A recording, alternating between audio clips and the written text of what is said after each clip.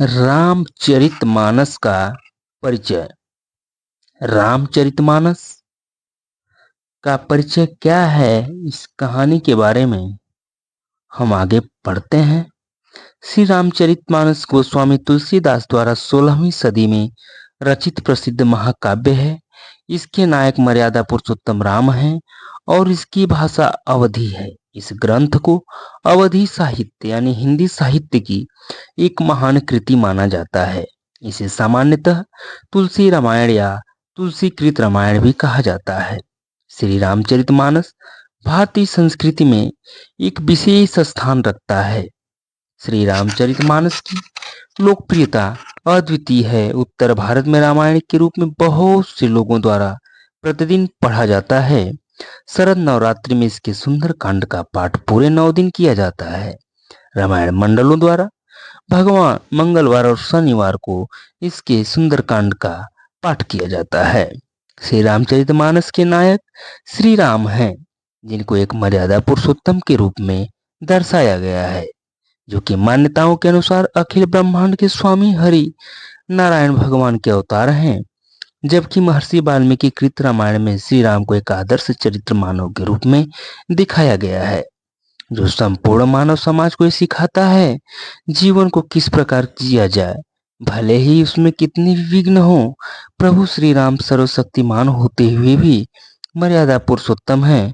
गोस्वामी जी ने रामचरित का अनुपम शैली में दोहों, चौपाइयों, सोरठों तथा छंद का आश्रय लेकर वर्णन किया है।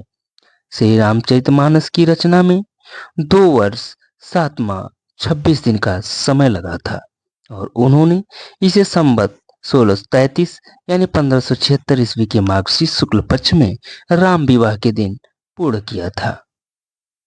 परिचय क्या है, हम आगे बढ़ते हैं इस कहानी में।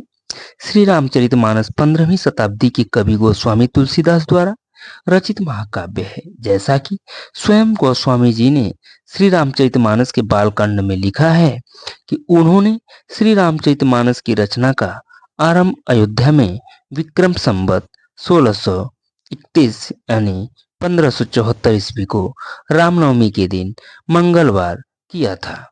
गीता प्रेस गोरखपुर के संपादक हनुमान प्रसाद पोद्दार के अनुसार श्री रामचरितमानस को लिखने में गोस्वामी तुलसीदास जी को 2 वर्ष 7 माह 26 दिन का समय लगा था और उन्होंने इसे संवत 1633 यानी 1573 ईस्वी के मार्गशीर्ष शुक्ल पक्ष में राम विवाह के दिन पूर्ण किया था।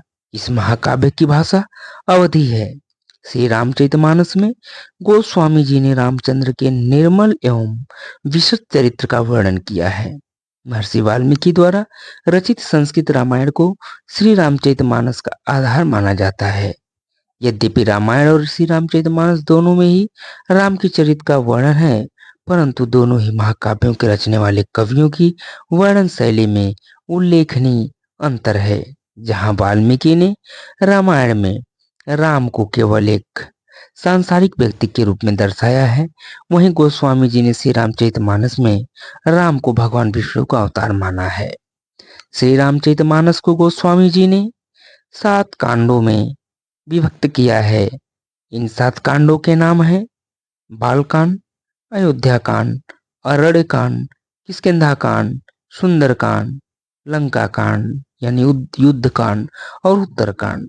छंदों की संख्या के अनुसार बालकांड और किष्किंधा कांड क्रमशः सबसे बड़े और छोटे कांड हैं।